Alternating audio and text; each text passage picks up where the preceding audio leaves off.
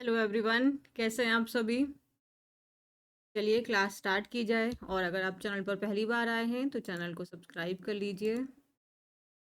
Telegram join कर लीजिएगा, link description box में दिया हुआ है, या फिर बीपीआई स्पोक पर रुद्राक्षी मैम। चलिए क्लास को स्टार्ट करें। तो हमारा पहला शब्द है परसुएड। आई एम श्योर आपको ये शब्द अब लर्न हो गया होगा। परसुएड का मीनिंग क्या होता है? किसी को अपनी बात में मनाना, उसको राजी करना, है ना। तो हम बोल रहे हैं मनाना, राजी करना, तो पार्ट्स ऑफ स्पीच क्या हो गई? वर्ब हो गई। परसुएड करना मतलब आप उसको अपनी बात के लिए इन्फ्लुएंस कर रहे हैं, उसको मना रहे हैं कि आपकी बात वो मान जाए। तो to make someone agree to do something by talking to them a lot about, मतलब वही कि उस चीज़ के बारे में आप उनको क्या कर रहे हैं? परसुएड कर रहे हैं। मीन्स आप उनको मोटिवेट कर रहे हैं, आप उन्हें इन्फ्लुएंस कर रहे हैं। कन्विंस करना मतलब मना रहे हैं, आप उन्हें एंकरेज कर रहे हैं। ठीक है। सो यहीं से एक शब्द आपका इन्फ्लुएंसर, आपको पता है कौन होते हैं? जो लोगों को प्रभावित कर रहे होते हैं। कन्विंस करना मतलब किसी को मनाना। सो परसुएड मीन्स उसको आप राजी कर रहे हैं, मना रहे हैं। एंटोनिम्स में क्या हो जाएगा? डिसवेड। डिसवेड आप मोटिवेट कर रहे हैं, उसको एंकरेज कर रहे हैं, तो डिस्करेज हो जाएगा। डेटर मतलब रोकना, प्रिवेंट मतलब रोकना। So I finally persuaded them to buy it. तो मान लो कोई सेल्समैन होगा, वो चाहता है कि अपना सामान बेचे, तो उसके लिए उसने फाइनली जो उसके कस्टमर थे, जिनको बहुत देर से वो मना रहा था, फाइनली उसने उनको राजी कर लिया और उन्होंने वो जो प्रोडक्ट था वो खरीद लिया। उनको उसने परसुएड कर लिया, मना लिया। परसुएड समझ में आया। नेक्स्ट है हमारा प्रॉम्प्टली। प्रॉम्प्टली का मतलब होता है तुरंत, बिना टाइम वेस्ट किए, तुरंत आपने वो काम कर दिया। क्विकली, विदाउट डिले, बिना देरी किए। और एट द अरेंज टाइम मतलब जो समय निर्धारित किया गया था उसी समय पर, बिना समय गवाए। ठीक है। प्रॉम्प्टली का parts of speech L Y है, तो ये एडवर्ब हो जाता है। सिनोनिम्स हम देखें तो इमीडिएटली, तुरंत, इंस्टेंटली, डायरेक्टली, क्विकली। अब मैंने सोचा हमारे यहाँ पे अब बच्चे अपने आप को जेंजी बोलने लगे हैं ना, सो पता नहीं अचानक से ये टर्म आके ना मुझे ऐसे लगने लगा है कि मैं एक पुराने जमाने की हो गई हूँ, कि मैं तो जेंजी की कैटेगरी में नहीं फिट बैठती भाई। तो मैंने कहा चलो जेंजी वाला ये शब्द, ये तो वैसे बड़ा कॉमन सा ही है, हम लोग भी यूज ही कर लेते थे, as soon as possible. But हाँ, एग्जाम्स में इसको नहीं आएगा, तो एग्जाम्स के हिसाब से हम इसको ना देखें। बट हाँ, स्पोकन है तो भाई बोल सकते हैं। ए शैप बोलते हैं इसको। She told me her name, उसने मुझे अपना नाम बताया, विच आई प्रॉम्प्टली फॉरगॉट। ओह गॉड, ये तो कितनी बुरी बात है। तो जो तुमने इतनी मेहनत करके उससे उसका नाम पूछा और फाइनली जब उसने अपना नाम बताया और तुम तुरंत उसका नाम भूल गए। ओह गॉड, इससे बुरा और क्या हो सकता है तुम्हारे साथ में। अब तुम ये भी नहीं बोल सकते अपना नाम दोबारा बता दो। वो कहेगी जब तुम्हें मेरा नाम ही याद नहीं रहेगा तो तुम मुझे क्या याद रखोगे। उसको बोलना तुमको तो हम अच्छे से याद रखते हैं, तुम्हारा नाम तो नहीं याद है ना, हम ऐसे कुछ डायलॉग मार देना। आगे याद रहेगा प्रॉम्प्टली मतलब तुरंत, क्विकली, विदाउट डिले, और एट द अरेंज टाइम मतलब जो हमने समय निर्धारित किया था वो उसी समय पर पहुंच गया। नेक्स्ट वर्ड क्या है हमारा? ब्यूरोक्रेटिक। ब्यूरोक्रेटिक मतलब जैसे नौकरशाही। तो ब्यूरोक्रेटिक का मतलब क्या होता है हम देख लेते हैं। तो जिसमें ना कंप्लीटली आपके प्रोसीजर्स को फॉलो किया जाता है, कंप्लीटली पेपर वर्क होता है, वो वाला काम जो होता है वो ब्यूरोक्रेटिक काम कहलाता है। जैसे आपकी जो यूपीएससी, जैसे वो उनको ब्यूरोक्रेट कहते हैं ना। तो वो क्या होता है? वो पूरा आपका जो फॉर्मल वर्क होता है, जो कंप्लीटली फॉर्मल वर्क होता है, जो ऑफिशियल काम होते हैं, जिसमें आपको, जैसे बैंक में आप जाते हैं, कहते हैं कि इस वाले काउंटर से हट के एक काउंटर पे आपको एक काम बताया, दूसरे काउंटर पे, तो ये पूरा आपका ब्यूरोक्रेटिक सिस्टम है। मतलब पूरा पेपर वर्क इसमें बहुत ज़्यादा इन्वॉल्व है। तो involving complicated rules and procedures which can cause long delay। तो ऐसा कोई भी काम जिसमें बहुत सारे कॉम्प्लिकेटेड नियम्स लागू हो रखे हैं, प्रोसीजर्स हैं, और जिसकी वजह से जो काम है वो देरी हो रही है, गवर्नमेंटल है ना। आपको साफ साफ पता है कि गलत हुआ है या ऐसा ही होना चाहिए, बट फिर भी उस काम को होने में, सरकार से उस काम को अनुमति मिलने में बहुत लंबा समय बीत जाता है, तो वो ब्यूरोक्रेटिक है। मतलब ऐसा कोई भी काम जिसमें बहुत सारे रूल्स एंड प्रोसीजर्स को फॉलो किया जाता है, पार्लियामेंट्री है, एडमिनिस्ट्रेटिव है। रेड टेप आपका एक ईडियम हो जाता है, रेड टेप का मतलब भी ये ब्यूरोक्रेटिक हो जाता है। तो कंपनी इनएफिशिएंट क्यों थी वो इनएफिशिएंट? क्योंकि वो हाईली ब्यूरोक्रेटिक थी, क्योंकि वहाँ पे आपके पेपर वर्क ज़्यादा इम्पोर्टेंट है ना? प्रोसीजर फॉलो करना ज़्यादा इम्पोर्टेंट है, रियल प्रैक्टिकल चीज़ों को फॉलो करने से ज़्यादा इम्पोर्टेंट क्या है वहाँ पे? पेपर को फॉलो करना।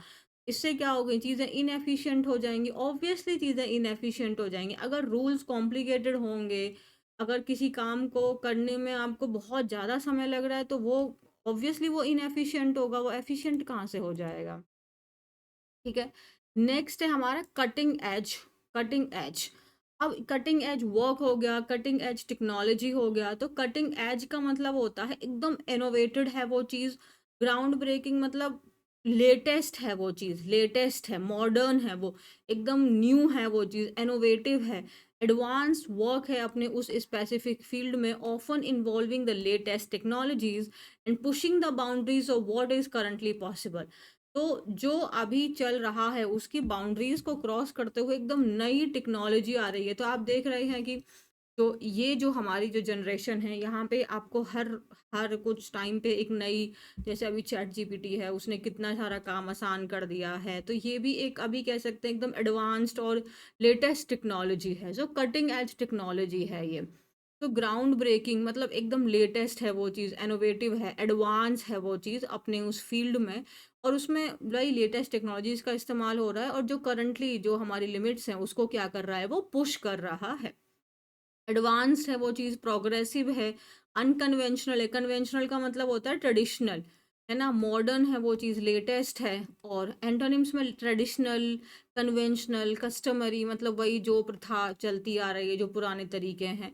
तो एम्प्लॉयज़ को क्या होने की ज़रूरत है, अपने अंदर में नेसेसरी स्किल्स को डेवलप करने की ज़रूरत है to maintain a cutting edge in technological advance. तो अब जो एम्प्लॉयज़ हैं उनको अपने अंदर ज़रूरत है कि जो भी रिक्वायर्ड आपके स्किल्स हैं वो उनको अपने अंदर डेवलप करें, सीखें, जो ये कटिंग एज वर्ल्ड है, कटिंग एज टेक्नोलॉजीज़ के साथ में आपको मेंटेन करने के लिए। नेक्स्ट वर्ड क्या है हमारा? सिग्निफिकेंट। सिग्निफिकेंट का पार्ट्स ऑफ स्पीच होता है एडजेक्टिव। इसका मतलब होता है कोई भी चीज़ जो बहुत महत्वपूर्ण है, वो जो बहुत इम्पॉर्टेंट है, लार्ज है वो चीज़, या ग्रेट है, specially in leading to a different result और to an important change. Significant का मतलब ये हो गया बहुत है वो चीज़, मतलब एक अच्छी खासी है, किसी भी चीज़ को बदलाव लाने के लिए, उसमें कुछ भी चेंज करने के लिए। तो वो चीज़ मेजर है, इम्पॉर्टेंट है, सब्सटेंशियल, मच, मीनिंगफुल, की, है ना? अगर हम एंटोनिम देखें तो स्मॉल है, हल्का फुल्का सा, माइनर, लिटिल, नेग्लिजिबल, ट्रिवियल। तो he won a significant amount of money, तो उसने जो अमाउंट जीता है, जो अमाउंट उसको मिला है, वो एक अच्छा खासा अमाउंट है। वो एक सिग्निफिकेंट अमाउंट है, मतलब वो बदलाव लाने लायक है। सपोज करो कि अगर आपने किसी लॉटरी जीत ली या केवीसी जीता, और उसमें आपने मान लेते हैं 10 लाख रुपए जीत लिए, तो 10 लाख से एक अच्छा खासा चेंज लाया जा सकता है, एक गुड अमाउंट है 10 लाख, है ना? 10 लाख में हमारी कंप्लीट लाइफ को हम चेंज कर सकते हैं। तो सिग्निफिकेंट मीन्स गुड, अच्छा खासा, in large in amount, great in amount, है ना? Important in leading to a different result और टू इम्पॉर्टेंट चेंज। डन यहाँ तक? नेक्स्ट क्या है? At the core of something. तो कोर का मतलब ये होता है कि वो चीज़ मोस्ट इंपॉर्टेंट है, मोस्ट एसेंशियल है। So at the core of something means the most essential, most important, necessary, fundamental है वो चीज़, तो बेसिक है, आधार है वो चीज़ आपका, सेंट्रल पार्ट ऑफ समथिंग। तो the lack of funding is at the core of the problem. तो अब कोई मान लो कि कोई प्रॉब्लम है, पॉवर्टी है, पॉवर्टी का मेन प्रॉब्लम ही क्या है? पॉवर्टी किस वजह से है? फंडिंग की वजह से है, लोगों के पास पैसे नहीं है, लोग बीमार हैं, इलाज नहीं करवा पा रहे हैं, स्टूडेंट सही से पढ़ाई नहीं कर पा रहे हैं। तो मेन मेजर प्रॉब्लम क्या है? मेजर प्रॉब्लम क्या है? कोर क्या है इस चीज़ का? हार्ट क्या है? सेंटर क्या है? प्रॉब्लम क्या है? मेजर मेजर प्रॉब्लम है लैक ऑफ फंडिंग। नेक्स्ट क्या है? Cross fertilisation of ideas. So cross fertilisation का ही मतलब हो जाता है, आप देखो, अब इसको हम, आप सोचेंगे फर्टिलाइजेशन तो आपका वो जो खाद वगैरह को कहते हैं, बट क्रॉस फर्टिलाइजेशन का आइडियाज का मतलब हो गया जब हम अलग अलग लोगों के आइडियाज़ को सुन रहे हैं, उनको मिक्स कर रहे हैं, उनको अंडरस्टैंड कर रहे हैं। तो the process of combining and integrating diverse means अलग-अलग, पर्सपेक्टिव मीन्स नज़रिया, उनका नज़रिया, उनका point of view, knowledge and concepts from different fields और culture to generate new ideas, innovation और deeper understanding. Absolutely cross fertilisation of idea is very very important, है ना। हम अपने आइडियाज़ पे वर्क कर रहे हैं तो शायद हम उतने अच्छे से ना कर पाएँ, कि हर किसी का अपना अपना पर्सपेक्टिव है, हर किसी का अपना अपना पॉइंट ऑफ व्यू है, नॉलेज है, चीज़ों को अंडरस्टैंड करने का अपना तरीका है, उनके कॉन्सेप्ट्स हैं। तो the process of combining and integrating diverse means अलग अलग, perspective means point of view, knowledge and concepts from different field और culture to generate means to produce new ideas, innovations and deeper understanding. I hope कि ये meaning समझ में आ गया होगा। And this is your cross fertilization. तो cross fertilization मतलब जब अलग अलग हम लोगों की विचारधारा को समझते हैं, उनकी नॉलेज को अंडरस्टैंड करते हैं, फिर उनको मिलाकर जब हम कोई काम करते हैं, तो वहाँ पे हम एक क्रॉस फर्टिलाइजेशन ऑफ आइडियाज कहलाता है। नेक्स्ट है हमारा एज इट हैपेंड। इसे हम जनरली कोइंसिडेंस को दिखाने के लिए शो करते हैं। ऑफन इंडिकेटिंग, ऑफन मीन्स अक्सर, इंडिकेट करना मीन्स दर्शाना, अ कोइंसिडेंस, कोइंसिडेंस मतलब इत्तेफाक, और something occurring unexpectedly at the same time और in the same way as something else. As it happened they both chose the same outfit, मतलब इत्तेफाक से, कोई पहले से सोचा समझा नहीं था और दोनों ने सेम ही आउटफिट, सेम ही कपड़े को, सेम ही ड्रेस को चुना। तो एज इट हैपेंड मतलब हम लोग इसे जनरली सेंटेंस के स्टार्टिंग में लगाते हैं और हम ये शो करते हैं कि ये काम कोइंसिडेंसली हुआ है, ये काम अनएक्सपेक्टेडली हुआ है, प्री प्लानिंग के साथ में ये नहीं हुआ है, इंटेंशनली ऐसा नहीं किया गया था। ओके, तो यहाँ तक हमने अपनी वोकैब की है और अब हम लोग करेंगे अपना आर्टिकल। तो जैसे कि आप जानते हैं कि MS स्वामीनाथन जी का ये 100th बर्थ ईयर चल रहा है। तो अगर आप मुझे बता सकते हैं कि इनका डेट ऑफ बर्थ क्या है, अगस्त में ही है, और अब 100 चल रहा है, तो बेसिकली आप सोच सकते हो कब हुआ होगा, 1925, क्योंकि ये 2025 चल रहा है, तो 100th ईयर चल रहा है ये इनका। एग्जैक्ट डेट कौन सी है बताना है, सिंगल डिजिट में आती है, चलो यही बता दिया। अब तुम लोग तो फोन में देख लोगे कौन सी बड़ी बात। आज ट्रिब्यूट, है ना, श्रद्धांजलि हम दे रहे हैं उस आदमी को जिन्होंने इंडिया को, उनका ऐसे समय पे हमारी इंडिया को बाहर निकाला जब हम बहुत ज़्यादा भूखमरी से परेशान थे, और इंडिपेंडेंट, हम तभी हम लोग इंडिपेंडेंट हुए थे, तो ऑलरेडी हमारी हालत बहुत ख़राब थी, क्योंकि आप जानते हैं ब्रिटिशर्स ने चीज़ें बहुत बहुत वर्स्ट हालत में छोड़ के गए थे। उसके बाद में फिर Indo China war and then Indo Pakistan war. So war के साथ साथ में अपने आप को संभाल पाना बहुत मुश्किल था, है ना। तो जो हम लोग अमेरिका जो हमें गेहूं देता था, वो एक्सपर्ट्स के अकॉर्डिंग अगर देखें तो वो गेहूं उस लेवल पे था जिसको आप पिग यानी सुअर को भी खिलाने के लिए वो सूटेबल नहीं था, और वो हम अपने ह्यूमंस को फीड कर रहे थे। तो ऐसी एक हम जब भुखमरी में थे और आज हम सेल्फ सफिशिएंट हैं, तो इन सब के पीछे जो आप ग्रीन रेवोल्यूशन जिसको हम कहते हैं, तो उसके पीछे जो हैं वो MS स्वामीनाथन हैं। तो डेफिनेटली हमें इनसे प्रेरणा लेनी चाहिए और अपने आप को मोटिवेट रखना चाहिए हमेशा, और एक बिगर कॉज के लिए अपनी लाइफ को डेडिकेट करना चाहिए। Let's see. The Viksit Bharat aspiration means desire which has gained considerable momentum will require a significant development of scientific capability, and some of this, especially in the new digital economy, will have to be आत्मनिर्भर। तो जो विकसित भारत है means जो हमारा developed Bharat है, aspiration means desire. देखो मैं छोटी सी एक बात बोलना चाहती हूँ, ओपोजिशन आपके विचार किससे मैच करते हैं, आप क्या बोलते हैं, नो प्रॉब्लम, बट हमारा जो हम सबका जो एक मोटिव होना चाहिए, एंड दैट इज़ हमारा भारत मीन्स हमारा नेशन, ये प्रायोरिटी में होना चाहिए, इसको नुकसान ना पहुंचे। ठीक है, बस ये पर्सनली मेरे को आपसे रिक्वेस्ट करना है, कुछ भी हो बट हमारी, हमारे भारत को, हमारी इंडिया को, हमारे देश को कभी नुकसान, हम ऐसा कुछ ना करें। तो जो विकसित भारत एस्पिरेशन है, जो हमारी डिज़ायर है, which has gain considerable momentum, जिसने मतलब जो हमारी एस्पिरेशन है उसने काफ़ी एक अच्छा खासा considerable means in a good amount एक मोमेंटम एक स्पीड को पकड़ा हुआ है, लेकिन अभी भी इस एस्पिरेशन को ज़रूरत है, रिक्वायर है एक सिग्निफिकेंट डेवलपमेंट, एक अच्छा खासा डेवलपमेंट हो हमारी साइंटिफिक कैपेबिलिटीज़ के अंदर में। And some of this specially in the new digital economy will have to be आत्मनिर्भर। और ये जो हमारी साइंटिफिक कैपेबिलिटीज़ हैं, इनको आत्मनिर्भर होने की ज़रूरत है। अभी अगर हम कंप्लीटली विकसित भारत होना चाहते हैं, तो हमें अपने आप को साइंटिफिक तरीके से भी अपने आप को और ज़्यादा क्या करना होगा, आत्मनिर्भर करना होगा मीन्स स्ट्रॉन्ग करना होगा। There is much to learn in this context from most successful experiment in आत्मनिर्भरता in the past। आत्मनिर्भरता मतलब सेल्फ सफिशिएंट होना, है ना। तो there is much to learn, बहुत कुछ है हमारे लिए सीखने के लिए इस कॉन्टेक्स्ट में। कहाँ से, जो मोस्ट सक्सेसफुल एक्सपेरिमेंट, ऑब्वियसली ये एक्सपेरिमेंट ही तो था जो पास्ट में हुआ था, हमें आत्मनिर्भर बनाया हम अपने लिए। हम अब हम फूड ले नहीं रहे, अब हम फूड देते हैं, which was the achievement of food self-sufficiency in the 1960s।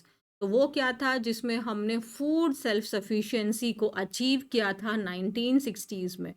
M S Swaminathan was the man who did it and he was a living hero to all of us। तो कौन थे इसके पीछे?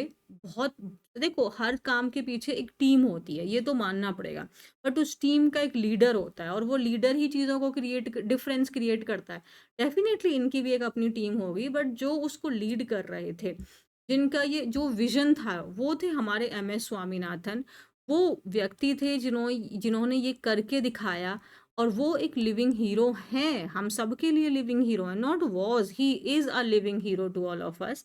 And this is the centenary means 100 year of his birth, and it has seen the publication of new biography MS Swaminathan, the man who fed India by Priyambada Kumar। तो एक नई biography आई है M S Swaminathan जी के ऊपर में, और उसका नाम दिया गया है M S Swaminathan the man who fed, means जिन्होंने पेट भरा इंडिया का। और जिनके राइटर कौन है, ये प्रियंबदा जयकुमार हैं। Miss Jayakumar had the benefit of detailed discussion with him on both the personal and professional side of his life, and she has okay। तो जो ये जय कुमार हैं, इनके मतलब इनको ये मौका मिला था, ये प्रिविलेज थी, ये उनको वो चांस मिला था कि वो एक बहुत अच्छा खासा डिटेल्ड मीन्स एक लॉन्ग डिस्कशन वो कर पाई एम एस स्वामीनाथन जी के साथ में, चाहे वो उनकी पर्सनल उनकी निजी जिंदगी हो या वो उनका प्रोफेशनल साइड हो। ठीक है। एंड शी हैज़, देखते हैं, and she has produced a book which is a great read. और उन्होंने एक किताब लिखी है जो डेफिनेटली एक बहुत अच्छी रीड है। हाउएवर, लेकिन in this article I will focus on some lessons from his experience which have relevance for the future. आगे जो राइटर हैं क्या कह रहे हैं कि इस आर्टिकल में हम लोग फोकस करेंगे वो कुछ लेसन्स के ऊपर में उनकी लाइफ से, जिनका रेलेवेंस है, जिनका कोई मतलब मीनिंग है हमारे आने वाले फ्यूचर से। ठीक है। The planting of a seed of an idea, तो एक आइडिया को प्लांट किया। ठीक है। Let's see, scientific advancement was at the core of green revolution, and the book brings out that such advances are not achieved by dedicated scientists working in isolation in a lab। तो ये जो scientific advancement है, ये एक essential, ये एक main part है आपके ग्रीन रेवोल्यूशन का, है ना। ग्रीन रेवोल्यूशन कैसे हुआ? साइंटिफिक एडवांसमेंट ही तो है, साइंटिफिक ग्रोथ के ही तो कारण ग्रीन रेवोल्यूशन हो पाया। और ये जो बुक है वो ऐसे ही बहुत सारे एडवांसेस को लेके आती है। These things are not achieved, ये जो चीज़ें हैं, जो ये साइंटिफिक एडवांसमेंट हैं, ये जो अचीव किए गए हैं, they are not achieved by dedicated scientific working in isolation in lab. तो ये सिर्फ और सिर्फ एक लैब में बैठ के अकेले नहीं अचीव किया गया है। इसमें क्या इन्वॉल्व है? कोलैबोरेशन मीन्स मिलना, है ना, एकत्रित होना, अदर साइंटिस्ट के साथ में मिलकर काम करना, और क्रॉस फर्टिलाइजेशन ऑफ आइडियाज़, दूसरों के आइडियाज़ को अंडरस्टैंड करना, उनके साथ में बात करना, उन चीज़ों का मिक्स होना। तो ये जो आपका साइंटिफिक एडवांसमेंट है, ये जो ग्रीन रेवोल्यूशन है, ये सिर्फ एक आइसोलेशन इन अ लैब में बैठ के काम नहीं हुआ है, इसमें कोलैबोरेशन इन्वॉल्व है बाकी साइंटिस्ट के साथ में, और क्रॉस फर्टिलाइजेशन ऑफ आइडियाज, दूसरों के आइडियाज को लिया गया है, उनसे बात की गई है. It was known that the wheat productivity could be increased through application of fertilizer and other inputs. But the problem was that the higher weight of grains caused the plant to bend and lodge if the stalk was not strong enough. It was known ऐसा जाना जाता था कि जो wheat की productivity है उसको increase किया जा सकता है फर्टिलाइजर्स मीन्स जो खाद है उसके इस्तेमाल से और बाकी सारी चीज़ें उसके अंदर में डाल के, है ना. बट लेकिन जो प्रॉब्लम क्या थी, प्रॉब्लम ये थी कि अगर हम फर्टिलाइजर्स वगैरह यहाँ उसमें यूज़ कर रहे हैं तो जो ग्रेन्स हैं, जो गेहूं के दाने हैं, वो क्या हो जा रहा है, उनका वेट ज़्यादा हो जा रहा है, जिससे क्या हो जा रहा है कि पेड़ जो है, वो जो गेहूं का जो पूरा पेड़ है वो क्या हो जा रहा है, वो मुड़ जा रहा है, वो नीचे गिर जा रहा है. अगर जो उसका पूरा का पूरा ये जो स्टॉल्क है अगर ये स्ट्रॉन्ग नहीं है तो वो पेड़ क्या हो रहा है, बेंड हो जा रहा है, लॉज हो जा रहा है. तो प्रॉब्लम ये थी. अगर हम फर्टिलाइजर्स को यूज़ कर रहे हैं तो ठीक है, अगर हमारा जो वेट है ग्रेन्स का वो इंक्रीज हो रहा है ना. ग्रेन्स का वेट इंक्रीज होगा, प्लांट मजबूत नहीं है. हमारे हमारे जो प्लांट्स हुआ करते थे वो लंबे होते थे, आपने वीट की पैदावार देखी होगी.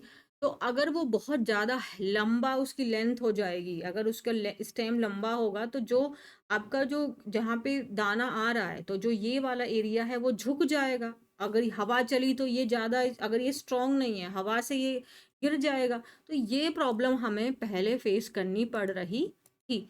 और बाद में क्या हुआ, बाद में देखो क्या हुआ. Swaminathan was trying to use radiation to develop a genetic mutation that would have a strong stalk, but this approach was not getting anywhere. ये है आपके स्टॉल्क.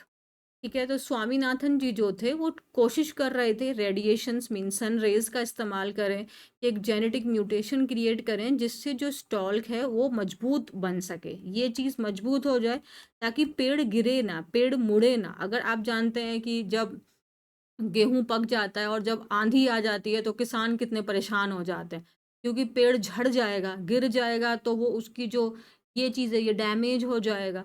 लेकिन ये जो अप्रोच थी ये कहीं जा नहीं रही थी, मतलब कोई आउटपुट नहीं निकल के आ पा रहा था.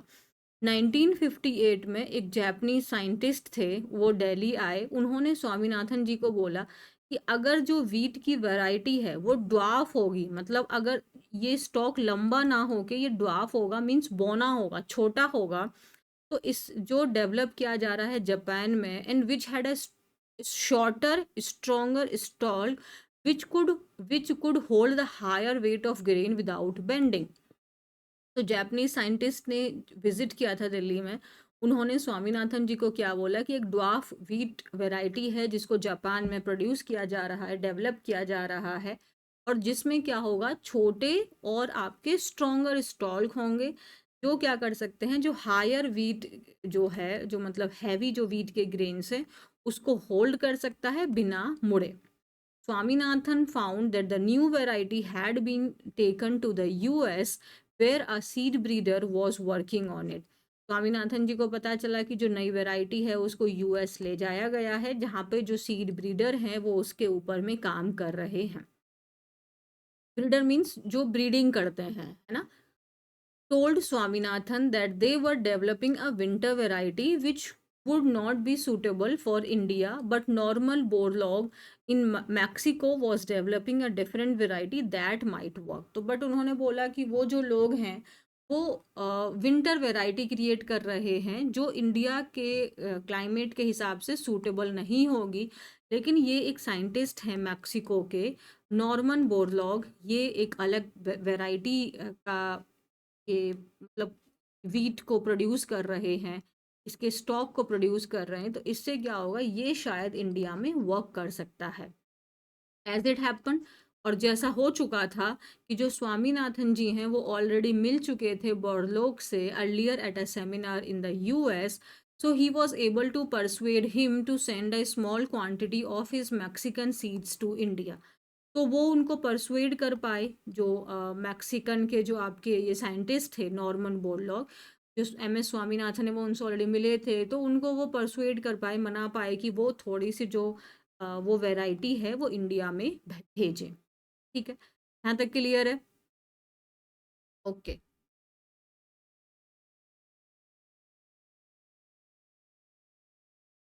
आगे क्या हुआ? दी सीड्स, ये जो सीड्स थे इन्होंने अच्छा परफॉर्म किया and Swaminathan wanted to invite Borlaug to come to India to discuss ways of adapting these varieties to Indian conditions. तो ये जो सीड्स थे इन्होंने अच्छा परफॉर्म किया और जो स्वामीनाथन थे वो चाहते थे कि वो जो बोरलॉग हैं अब उनको इंडिया में बुला सकें ताकि वो डिस्कस कर सकें कि किस तरीके से हम ये वैरायटी को इंडियन कंडीशंस में इसको अडेप्ट करवा सकते हैं ताकि हमारे यहाँ पे भी ये अच्छे से प्रोडक्शन हो सके। The proposal to invite Borlaug was promptly approved by the director of the Indian Agricultural Research Institute in 1960, but it took more than 2 years to get the bureaucratic approval needed to send the invitation to, and Borlaug arrived only by March 1963. अब ये जो proposal था कि जो Borlaug को India में बुलाया जाए इसको तुरंत अप्रूवल मिल गया था आपके IARI के द्वारा 1960 में, लेकिन इसको 2 साल से ज़्यादा का समय लग गया था ब्यूरोक्रेटिक अप्रूवल मिलने में, मींस गवर्नमेंटल अप्रूवल मिलने में। उनको वहाँ पे इनविटेशन भेजने का और उनको बुलाने में 2 साल से ज़्यादा का समय लग गया था। Swaminathan often coated, often means अक्सर ऐसा कहते थे कि जो पंडित नेहरू का जो फ्रेज था everything can be wait but not agriculture, हर चीज़ इंतज़ार कर सकती है, एग्रीकल्चर नहीं। लेकिन जो ब्यूरोक्रेसी थी शायद वो इस चीज़ को लेके अनअवेयर थे, वो इस चीज़ को लेके जागरूक नहीं थे। It is interesting to speculate, speculate means अनुमान लगाना, गैस करना on what would have been the benefit if the green revolution had come 2 years earlier. It is interesting to speculate, ये अनुमान लगाना बहुत इंटरेस्टिंग है कि what would have been the benefit, और क्या हमारे बेनिफिट हो सकते थे अगर जो ग्रीन रेवोल्यूशन है वो 2 साल पहले ही आ जाता। उनको जो आपके ये जो मैक्सिकन के जो साइंटिस्ट थे उनको बुलाने में ही 2 साल का समय लग गया, तो अगर वो पहले ही आ जाते तो क्या उससे और हमारे पास में डिफरेंट रिजल्ट्स आ सकते थे। इस चीज़ को सिर्फ हम गैस ही तो कर सकते हैं। एंड द इम्पॉर्टेंट लेसन जो हम यहाँ से सीखते हैं that for science to flourish means to grow, our scientists must be much better connected to relevant scientists abroad and become familiar with the cutting edge work in their field. इस चीज़ से हम एक इम्पॉर्टेंट लेसन क्या सीखते हैं कि अगर science को फ्लोरिश करना है तो जो हमारे साइंटिस्ट हैं वो उनके जो अच्छे संबंध होने चाहिए अपनी ही फील्ड के जो साइंटिस्ट हैं अब्रॉड में, बाहर विदेश में, उनके साथ उनका कनेक्शन होना चाहिए। और उस फील्ड में जो कटिंग एज टेक्नोलॉजीज हैं, जो एकदम एडवांस टेक्नोलॉजी है, उसके साथ में उनकी क्या होनी चाहिए, ज़्यादा फैमिलियरिटी होनी चाहिए। ठीक है, तो चलो हम थोड़ी सी एक सेकेंड, हम थोड़ी सी इस वाले पार्ट की ग्रामर करेंगे, थोड़ी सी करते हैं, ज़्यादा सारी। द दीज सीड्स, आप जानते हैं दीज के साथ में हम लोग जो नाउन लगाते हैं वो प्लूरल आता है, तो सीड्स आ गया, डिड आ गया, डिड यहाँ पे मेन वर्ब के सेकंड फॉर्म में काम कर रहा है। वेल हम जब भी वर्ब को मॉडिफाई करते हैं तो वर्ब को मॉडिफाई कभी भी हम गुड से नहीं करते, हमेशा वेल से ही करते हैं, क्योंकि गुड जो है ये एडजेक्टिव है, लेकिन जो वेल है ये एडजेक्टिव एंड एडवर्ब है, और वर्ब को मॉडिफाई एडवर्ब करता है, तो यहाँ पे वेल आया है। इन सीड्स ने अच्छा काम किया, और हम पूरा और पूरा सेंटेंस पास्ट में ही बताएंगे, है ना, क्योंकि एक स्टोरी नरेशन टाइप की चल रहा है। सो स्वामीनाथन चाहते थे, वांटेड हो गया, I want to do this work, to के बाद वर्ब का बेस फॉर्म आया है, ये आपका इन्फिनेटिव है। वो क्या चाहते थे, बोरलॉन्ग को इनवाइट करना टू कम टू इंडिया, कि वो इंडिया आए। इंडिया क्या है आपका, ये एक प्रॉपर नाउन है। प्रॉपर नाउन से मेरा मतलब है जिस चीज़ को एक पर्टिकुलर आप दे सकते हैं, तो इंडिया एक ही है ना, वैसे यूएस एक है, अमेरिका एक है, चाइना एक है, तो इस वैसे ही इनके जो फर्स्ट लेटर होते हैं वो कैपिटल आता है। अगेन टू के बाद अगर आप देखोगे तो वर्ब का बेस फॉर्म है, उसको हम इन्फिनेटिव कहते हैं। So these seats did well, and Swaminathan wanted to invite Borlaug to come to India to discuss ways of adapting. अब आप of क्या है, of क्या है, और adapting क्या है, of preposition है। वैसे to भी preposition होता है, बट वहाँ पे जब fixed preposition की तरह काम कर रहा है, या यहाँ पे ये infinitive है, ठीक है। और प्रेपोजिशन के बाद अगर वर्ब आती है तो आईएनजी में आती है, तो अडेप्टिंग हो गया। Adapt, ADAPT। अडेप्ट का मतलब होता है किसी चीज के अकॉर्डिंग में ढल जाना। और एक होता है ये वाला, इसका क्या मतलब होता है जरा बता देना। ADEPT, और ये तो पता ही होगा, अडॉप्ट तो पता ही होगा, ADEPT वाला बता देना। अगेन दीज वेराइटीज दिया हुआ है। वेराइटीज में अगर हम छोटा सा यहाँ पे देख लेते हैं, ये होता है ना वैरायटी की स्पेलिंग। बट आप यहाँ पे देख रहे हो IES लगा हुआ है, तो जब भी हमारा शब्द वाई पे खत्म होता है, उसके पहले कॉन्सोनेंट होता है, तो वाई को हटा के IES लगा देते हैं। और अगर वाई से पहले वाई पे खत्म हुआ बट उससे पहले वॉवल है, तो सिंपल एस लगा देते हैं। To Indian conditions. डन है यहाँ तक, ये वाला इसका ग्रामर समझ में आया। अब अगर हम इसमें बात करें इसमें कितने सब्जेक्ट्स हैं, कितने वर्ब हैं, तो अब हम यहाँ पे देखेंगे जैसे ये सीड्स हमारा सब्जेक्ट हुआ, इसका वर्ब हो गया डिड। उसके बाद स्वामीनाथन हमारे सब्जेक्ट हुआ, इसका वर्ब हो गया वांटेड। और उसके बाद और कोई सब्जेक्ट वर्ब का यहाँ पे कॉम्बिनेशन नहीं है। आई होप ये चीज़ें आपको क्लियर हो गई होंगी। आगे देखें।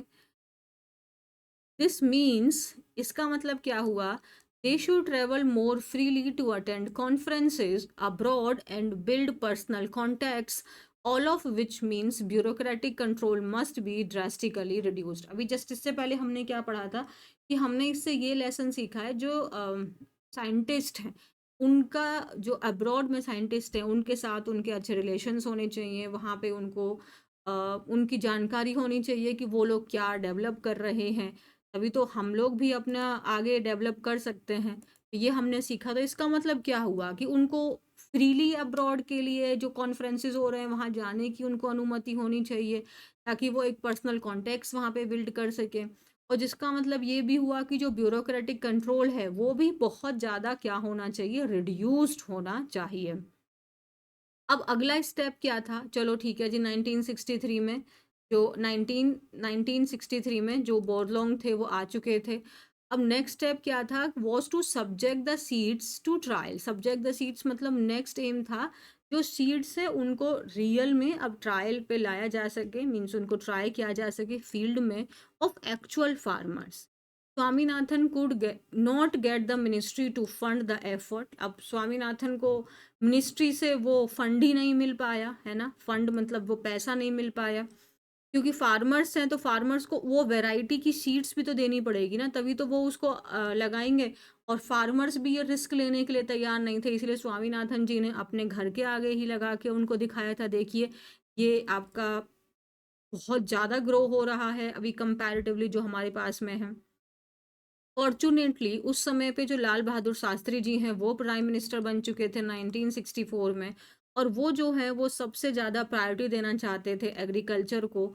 और इसी पर्पस के लिए उन्होंने सी सुब्रमण्यम को as a minister of agriculture appoint किया था।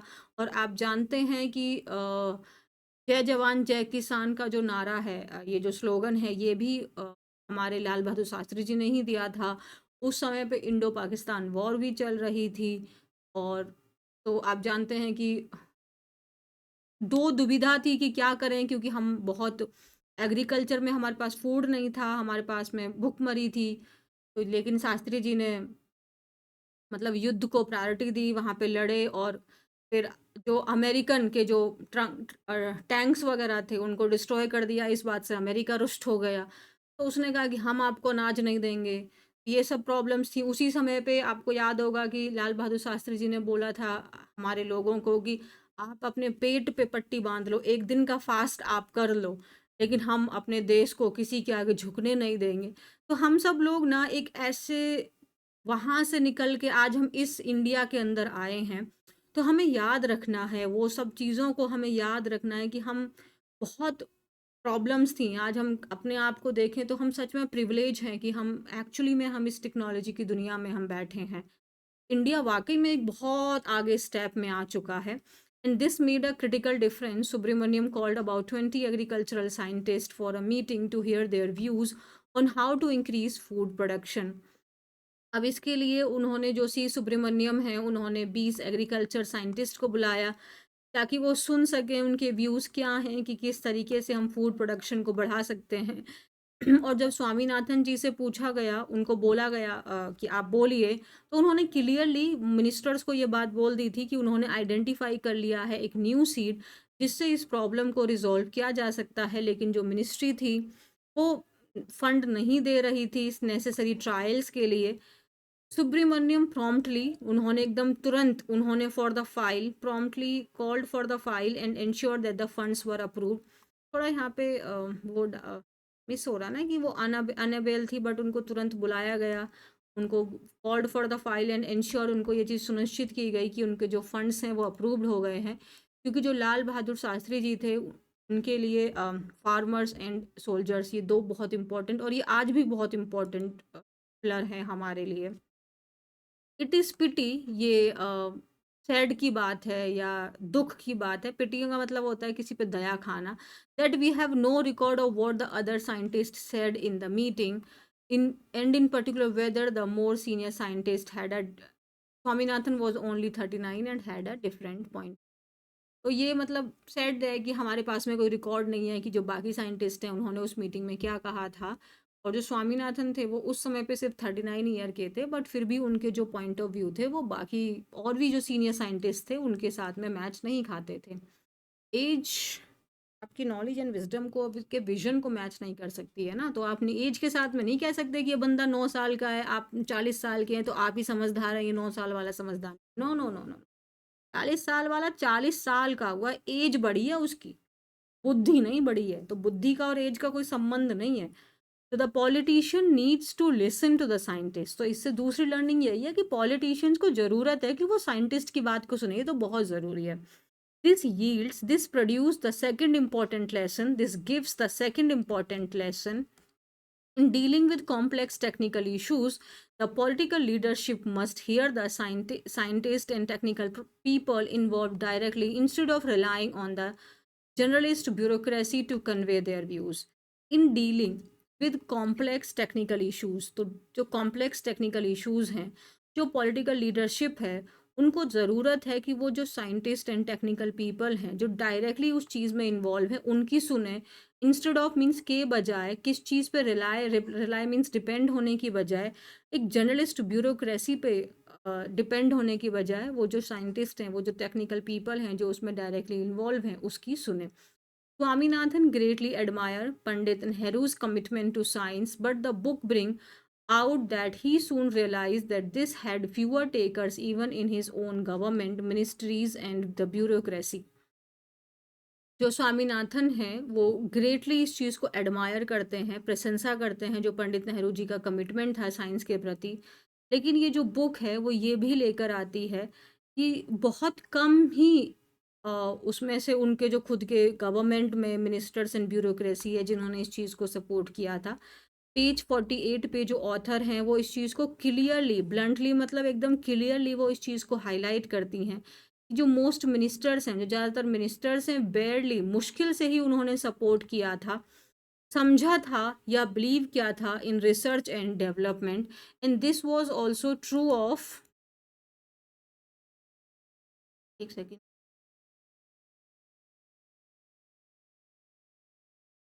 Agriculture minister in 1958 who would order scientists like Swaminathan to go into the field and sort out the problems without really understanding the ground. Yeah, actually, the agriculture ministers generally they order like problem, solve the problem, and without even understanding the problem. Now, the sort out the problem means solve the problem without really understanding the ground reality की सच्चाई क्या है। One of the reasons जो China ने अच्छा perform किया है economic and technical front में वो ये है कि जो उनके मिनिस्टर्स हैं वो यूजुअली टेक्निकली क्वालिफाइड पीपल हैं। अक्सर वो इंजीनियर्स होते हैं जिनका एक ट्रैक रिकॉर्ड रहा है सक्सेसफुल मैनेजमेंट का। सुब्रमण्यम जी ने ये चीज़ को एग्जाम्पलीफाई किया है, शो करके दिखाया है कि किस तरीके के पॉलिटिकल लीडर की हमें ज़रूरत है। He was a physical graduate and had a good knowledge of science. If we want to achieve Viksit Bharat and explore new and increasingly complex areas of science, we will need many more such ministers in the years ahead, not only at the center but also in the state. अगर हमें सच में विकसित भारत को achieve करना है तो हमें ज़रूरत है कि हम जो इस तरीके के जो कॉम्प्लेक्स एरियाज हैं साइंस के, उसको हम अंडरस्टैंड करें, उसको एक्सप्लोर करें। और इसके लिए हमें जो हाईली क्वालिफाइड जो पर्सन है वही मिनिस्टर्स के रूप में अगर देंगे, वो सिर्फ ना ही सेंटर में बल्कि स्टेट में, तो इसके थ्रू जो हम अपनी चीज़ें हैं उसको अचीव करते हैं। ग्रामर देखनी है थोड़ी सी, तो देख लेते हैं, किया जाए इस वाले इसकी देखें थोड़ी। अच्छा, वन ऑफ द रीजंस, आपको पता है जब भी हम लोग वन लगाते हैं, वन का मतलब है बहुत सारों में से एक। तो बहुत सारों में से एक, तो यहाँ पे जब आपका ऑफ के बाद में, ऑफ के बाद जब आप नाउन लगाओगे और वो नाउन आपका काउंटेबल नाउन है, तो वो हमेशा प्लूरल आएगा। तो यहाँ पे रीजंस आया है। So one of the students, one of the students, ठीक है। तो आप वन ऑफ द स्टूडेंट नहीं बोलेंगे, कई सारे स्टूडेंट में से एक स्टूडेंट है, तो कई सारे होने चाहिए, तो यहाँ पे स्टूडेंट्स आएगा। वन ऑफ द प्रॉब्लम्स, ठीक है। तो वन, अभी देखो यहाँ पे इस वन का सब्जेक्ट ये है, लेकिन इसकी वर्ब नहीं मिली है, देख लेंगे। चाइना हमारा दूसरा सब्जेक्ट हो गया, सब्जेक्ट है सॉरी, ये हैज़ डन, चाइना ने अच्छा किया है। हैज़ के बाद हमेशा V3 आता है।